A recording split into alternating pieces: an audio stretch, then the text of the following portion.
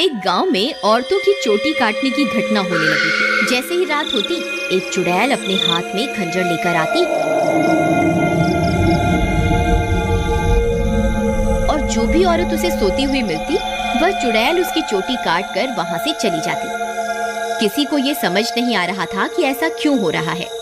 फिर एक दिन, अरे भगवान, अपने बालों को छुपा कर रखो। पूरे गांव में चोटी काटने की घटना बढ़ती ही जा रही है। कहीं उस चुड़ैल की नजर तुम्हारे लंबे बालों पे चली गई तो वो तुम्हारी चोटी काट कर ले जाएगी। अजी, आपको घबराने की कोई जरूरत नहीं है।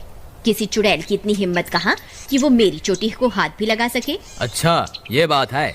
जैसी तुम्हारी मर्जी। मेरा काम था तुम्हें होशियार करना। अगर चोटी कट गई तो फिर मेरे पास रोते हुए मत आना। इतना बोलकर भीमा वहाँ से चला जाता है।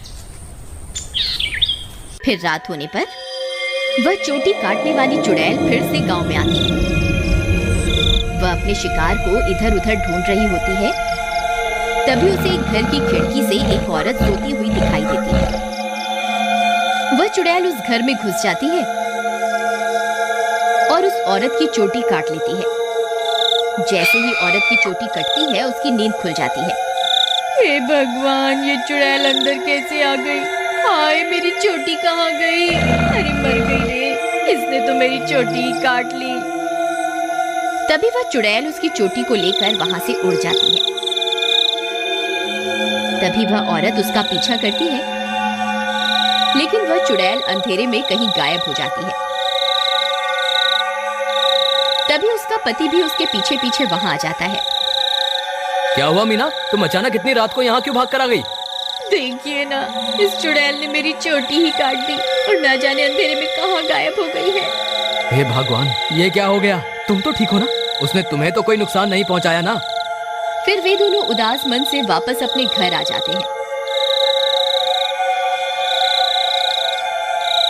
अगले दिन सुबह होने पर मीना की चोटी कटने की बात पूरे गांव में फैल जाती है। सब लोग उस चुड़ैल के बारे में बातें कर रहे होते हैं। फिर भीमा को अपनी पत्नी की फिक्र होती है, तो वह अपने घर की ओर चल देता है।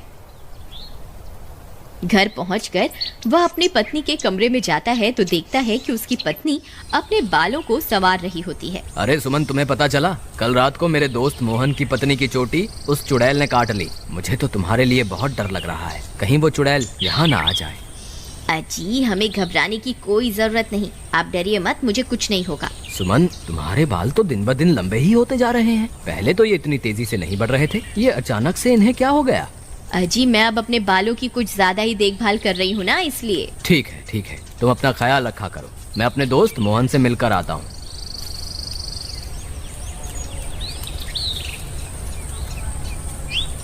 अरे भाई मोहन, तुम कैसे हो? भाभी के बारे में पता चला, सुनकर बहुत दुख हुआ। क्या बताऊं भीमा भाई, जब से मीना की चोटी कटी है उसका तो रो रो कर बुरा हाल है। और बताओ, सुषमा भाभी तो ठीक है ना? अब तुम्हें भाभी का बहुत ज्यादा ख्याल रखना होगा, कहीं चुड़ैल उन्हें अपना अगला शिकार न बना ले। तुम सही कहते हो भाई, मुझे भी बहुत फिक्र हो रही है। ठीक है, अब मैं चलता हूँ। तुम अपना और मीना का ध्यान रखना। फिर इतना बोलकर भीमा वापस अपने घर आ जाता है। रात होने पर भीमा सो रहा होता है। अचानक उसे चीख सुनाई देती है।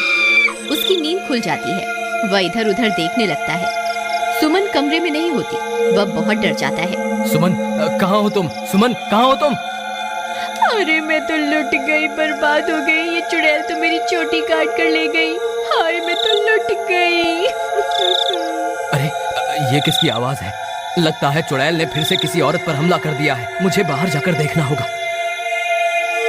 फिर वह भागकर बाहर जाता है और देखता है कि बाहर कुछ गांव वाले खड़े होते हैं। वह उनके पास जाता है। क्या हुआ भाई? ये चीख पुकार कैसी थी? क्या हुआ? सब ठीक तो है ना? नहीं भाई, अभी अभी चुड़ैल इस बेचारी की चोटी काटकर अंधेरे में गायब हो गई।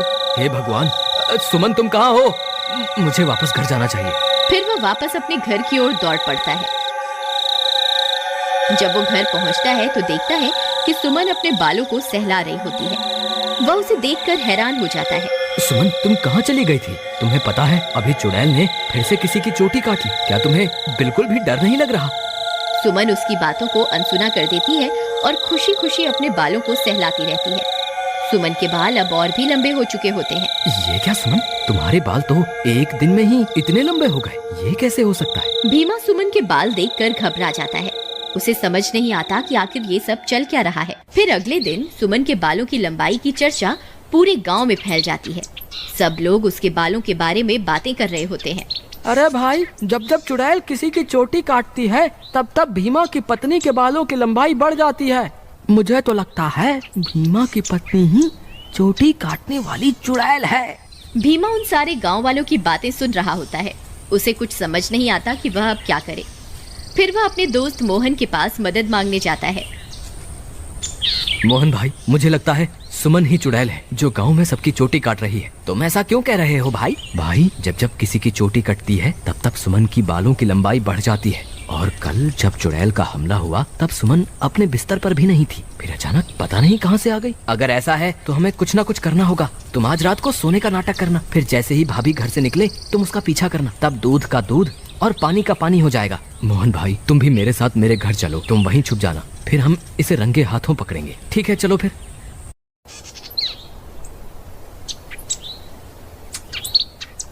फिर वे दोनों भीमा के घर आ जाते हैं और मोहन अलमारी के पीछे छुप जाता है। रात होने पर भीमा सोने का नाटक करता है। तभी सुमन उठती है और घर से बाहर निकल जाती है। भीमा भाई उठो, देखो भाभी घर से बाहर निकल गई है।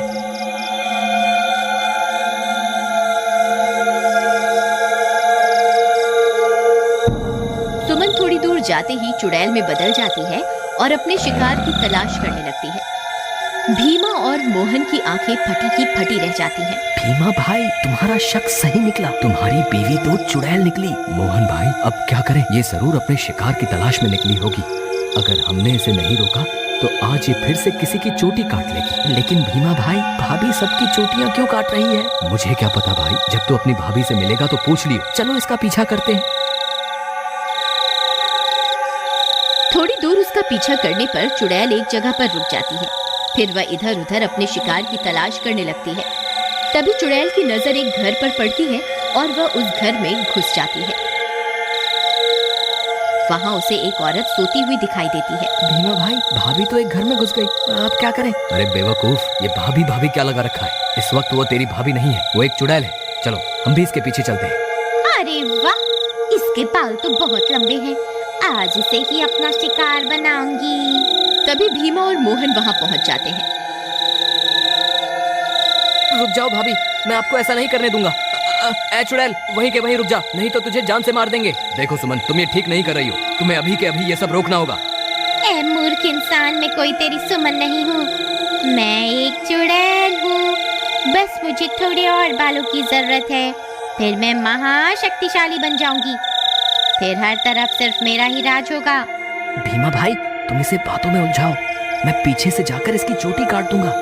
फिर भीमा चुड़ैल को अपनी बातों में उलझाता है। तभी मोहन चुपके से चुड़ैल के पीछे पहुंच जाता है और उसकी चोटी काट देता है। अरे मर गई रे, ये तूने क्या कर दिया? मेरे सारे कराए पर पानी फेर दिया। चोटी कटते ही चुड़ैल की सारी शक्तियां खत्म हो जाती हैं और सुमन चुड़ैल के चंगुल से आजाद हो जाती है। अरे भाभी, आप वापस आ गई? मोहन भैया, आपका बहुत बहुत धन्यवाद।